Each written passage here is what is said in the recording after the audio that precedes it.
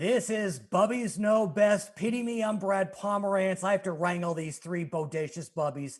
I love them so much, though. You know them well. Look at Bubby SJ. Hi, everybody.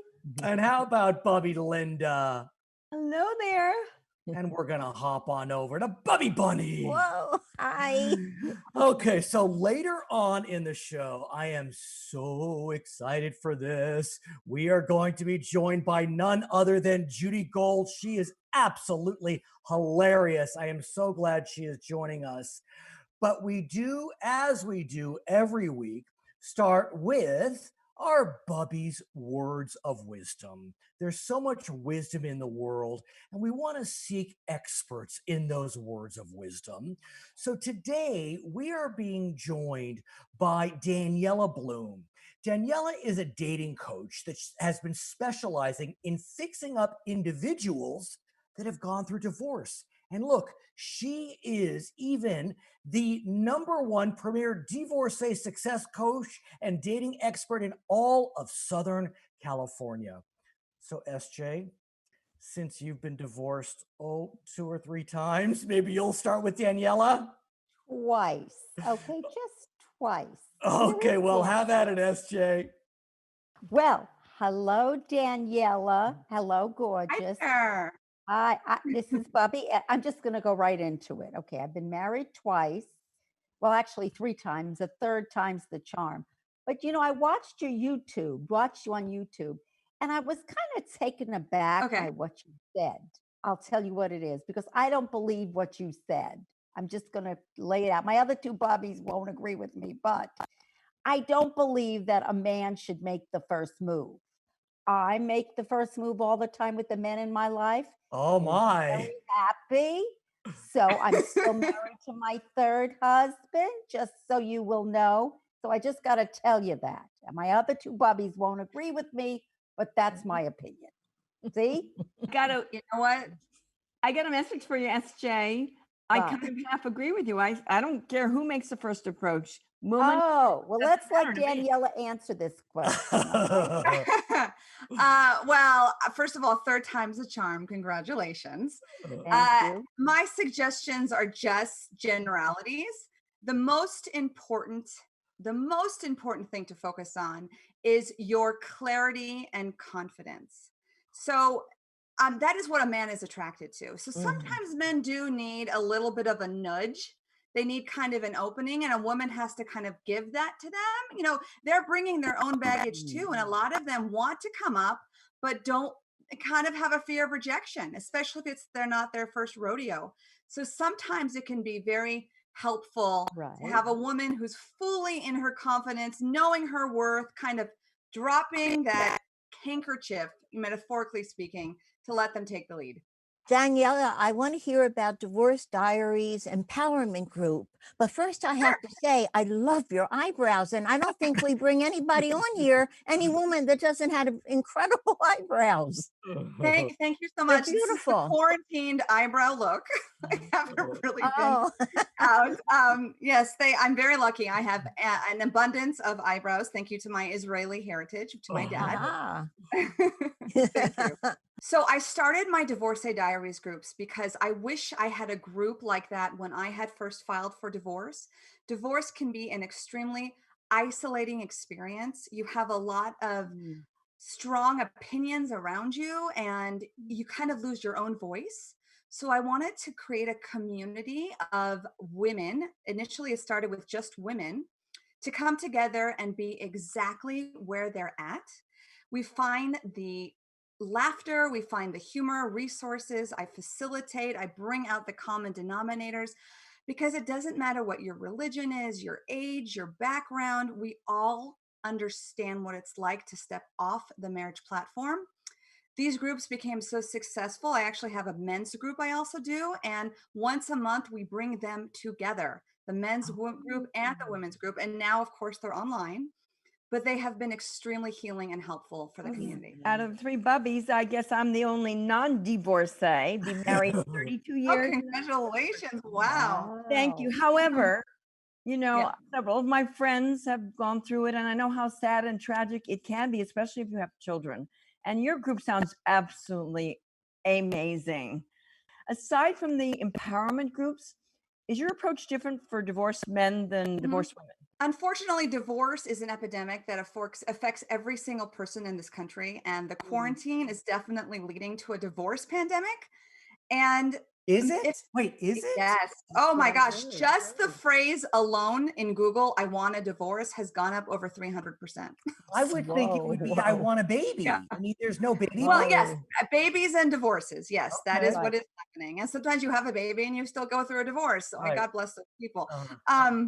The bottom line is, my passion is to kind of normalize. I don't even like using the word divorce, because today we can say we get married. And if you continue to grow and nurture the relationship, there's no reason why it should end. But sometimes people can't. And then you get unmarried. So to kind of take the stigma away, because especially if you have children, just because you end a dysfunctional relationship does not mean that dysfunctional relationship ends. So you still got to communicate. And the more you can still be accountable and put the children first, the better. So my approach is the same for both men and women.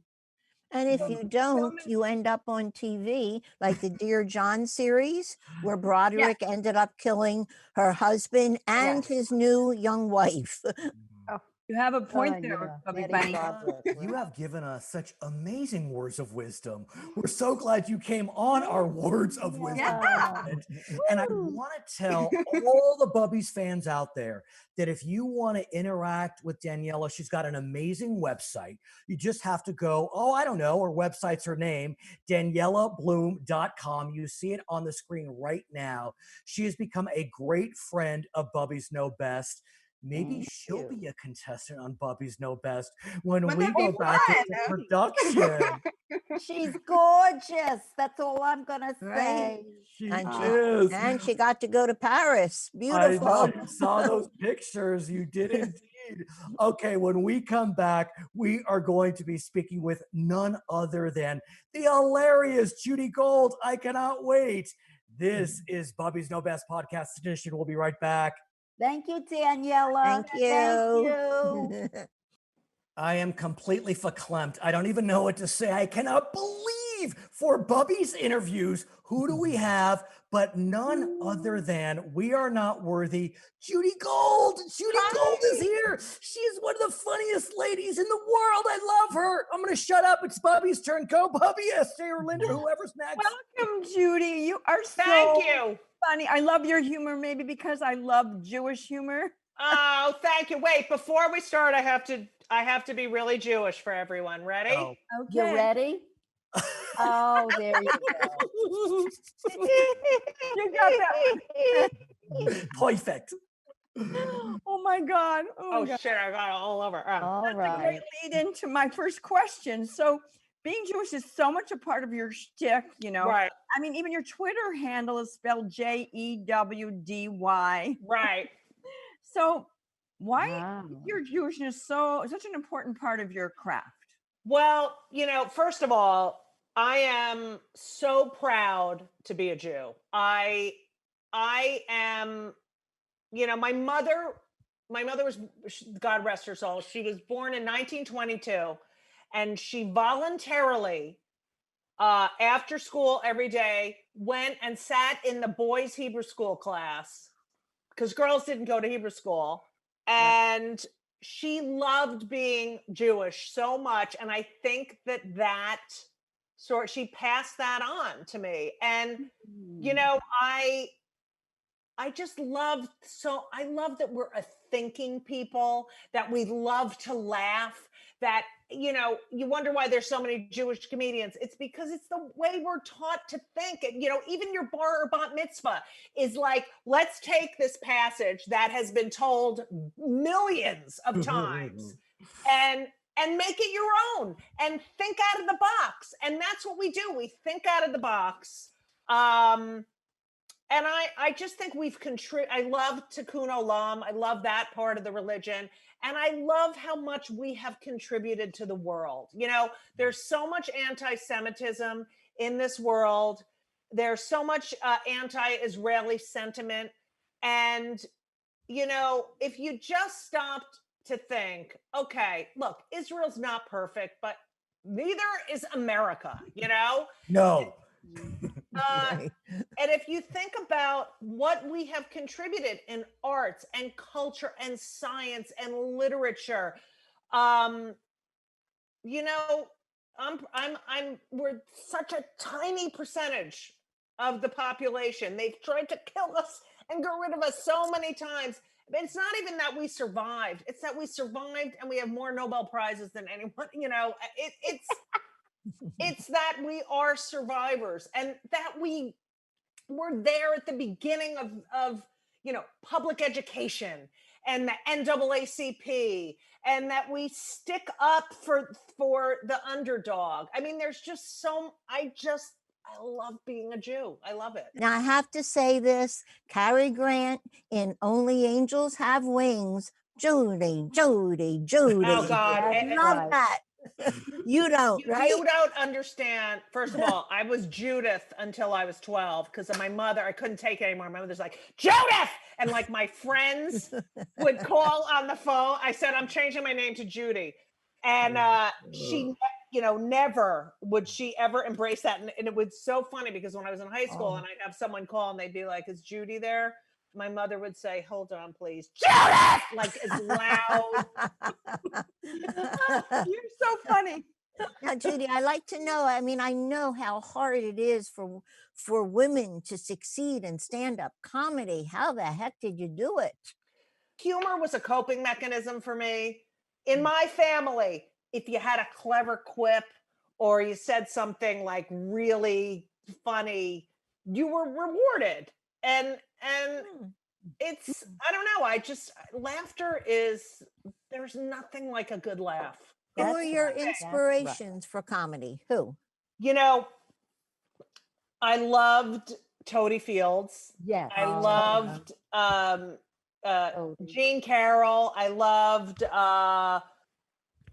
Joan Rivers was my be all and end all of stand up. I mean, I feel like I knew her since I knew who she was since I could talk and watch TV. And I saw this like smart, funny Jewish woman just saying all the stuff that everyone was thinking, but was too afraid to say. And I thought, oh my God, this is brilliant. And so she was really instrumental in, you know, why I love comedy. But then, you know, when I was in high school and junior high, and I would see Elaine Boozler and, you know, these other comics that were starting to come up. There weren't that many women, but there was like Belle Barth and what about Phyllis Diller? Phyllis Diller was not Jewish, but but you love her anyhow. Okay. And I got to interview her too. Good. And, you know, she hired Joan Rivers to be a writer on her show, so she really helped Joan Rivers. But there were just Frances Faye. I don't know if you know her. Yes, of course I know Frances Faye. She was, she was filthy. Yeah, I'm old, filthy, and I loved her. Yeah, she was great. Sophie Tucker. I mean, these unabashedly fearless. Wonderful. You know, that idea that, you know, you're not going to shut me up. You know, I'm not gonna. I have something to say. I have an opinion. And I'm going to say it. Right. Well, you know, I'm a protester from way back when, from the 60s. Yeah, I marched in the 60s, honey. So I cannot wait to read your book. Yes. I think you'll love it. I think you'll love it. I love that. When they come for the comedians, we're all in trouble. Tell us a bit about your book, baby. Well, you know, the book is really a polemic, an argument for freedom of speech. And when you when you start censoring comedians were the first to start talking about what was going on in Germany in the late 30s. Comedians, let's just take Lenny Bruce, Jewish.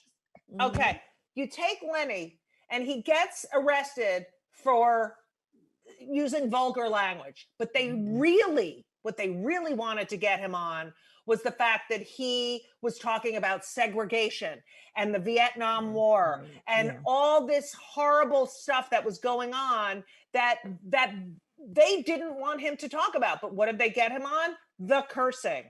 And when you start telling people you can't say this or you're not allowed to say that, it's so destructive. Satire is so important because it teaches, it educates, it heals, it opens people's minds, because when you make someone laugh, they automatically like you, right? You're disarming them. So then if you say something profound in a joke and they go, oh, I never thought about that way. I mean, you've done more than just make someone laugh. It's, you know, it's really a powerful art form. Judy, you talked about your mother, you talked about family. There's no doubt that you love them. The influence they've had on you is dramatic. So I want to pay homage to them. I want to pay homage to these two women in your life. Who are they? Oh, look at the legs. We all have the same legs. Wow. You know, that's my mother, and that's my grandmother, who was born in 1896. Wow. And she would come every weekend, and we shared a room together, and she was such a great influence. Pretty ladies. You look a lot like your grandmother. Oh, she was very tall too. She was 5'7". My mother was 5'9". And yeah, strong women podcast. Wonderful. You know, Judy, you are such a huge treat. I don't even know what to say. This interview has been everything we wanted and more. Right. Oh, I love you guys. I love your glasses, honey. I love your glasses. I have to tell our viewers, you gotta follow Judy on Twitter. Hilarious. I mean, every single tweet, it's written like Carl Reiner, if I can say. I mean, the brilliance. That's a whole other conversation. But like, I can feel you channeling Carl, who we recently. And so, Judy, thank you so much for joining us. You're a new friend. You're going to come back, I'm sure. Good luck on your book. Thank you. Kasai Kasant, everyone. Okay, Kasinte. When we come back, Bubbies React. Welcome back to Bubbies Know Best. That Judy Gold, I don't even know what to say. She is so funny. What a great friend. What a just hilarious comedian. Wow. So glad she joined us. Okay, so it is time for none other than Bubbies React. We love this segment. We're going to play a clip for you. We want your reactions. We're going to play a clip from the Lifetime show Married at First Sight. Okay, so in this clip, the newly betrothed bride is questioning her husband's commitment to the marriage for one specific but not unique reason. Take a look at the clip, and then I want your reaction. This is Matt's wedding ring, and it's here. So Matt did not wear this last night when he went out.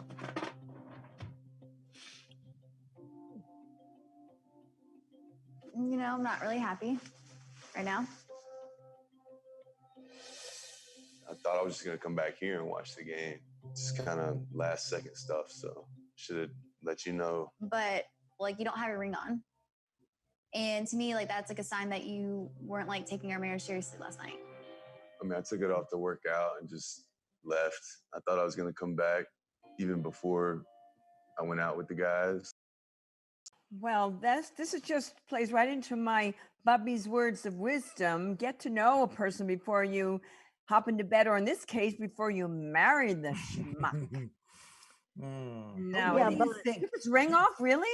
That's But a th- dead this is giveaway. the show Married at First Sight, where they never meet each other until they get married. So, you know. even worse. Oh my God. They had hoped that each other would be trustful and would keep their rings on and would have the intention of the marriage lasting and not doing these things and staying out like that and taking your ring off. Those actions speak that this guy doesn't have good intentions. But let me ask you, Bubbies, if I may, what about the notion that men shouldn't have to wear wedding rings? I mean, I wear my wedding ring, but I have plenty of friends that don't. And I really want to get a sense from you what you think about the tradition of men wearing wedding rings. Not a 20th century view, but maybe a 21st century view. That's fine if you choose not to wear a wedding ring, but the thing is, he wore a wedding ring and then he went out and stayed out the night, but he took his ring off before he left. So that is a dead giveaway, like I said. Well, I don't know. I have, especially on this show, who knows? They just met each other, really. I mean, they're married and they met. But my experience is I have a relative who shall remain nameless. He wears his wedding ring, And his wife is really upset about it. And I say to him, why don't you wear your wedding ring? You're married. So there always is a question in my mind. Maybe he's looking for another option, even though he's married. He's not wearing a wedding ring. I Yeah, mean, you know, my husband wears a wedding ring, and if he doesn't wear it, I think it's a symbol of your marriage. I think it's beautiful. And I think that it's good that we maintain that and do that for each other. That's not too much to ask. I To say, agree. look, I love somebody. I'm married. Do you buy his excuse that he took it off to go to the gym and he didn't realize he wasn't coming home? Or do you think there was something more nefarious there? who He didn't look knows? trustworthy. I don't even, it didn't even really look like he was really trying to convince her very much. He was too lackadaisical about it. No, I don't have a good feeling about this guy. Yeah. Seemed like he wasn't really even looking at her when he was trying to make an excuse. His eyes were like all over the place. That's a dead giveaway as well. Yeah, that's Okay, right. I'm so going to get some let's- quick nookie from this and then go on to the next. Why didn't he reach out and embrace her and say, honey, I just really forgot it. And then Right. she would have just been Yeah. fine. Maybe. Okay, let's vote. I want to vote from the three Bubbies. Will this marriage last? SJ, No, this marriage will not last. Linda, I agree with SJ. Bunny. I agree. Wow, 3-0. Who would have Won't last. thunk? Well, anyway, what a phenomenal show. Daniella Bloom, Judy Gold, Bubbies React, another great one. Thank you so much. I want to remind our viewers that you, of course, can always watch the Bubbies Know Best podcast on our podcast platforms. Just go to the website on your screen. And of course, what do you need to do if you want to watch on JLTV? Just go Monday nights, 8 p.m. Eastern and Pacific. Now, if you want to get any wisdom out of the Bubbies, just email us, bubbiesknowbest@jltv.tv.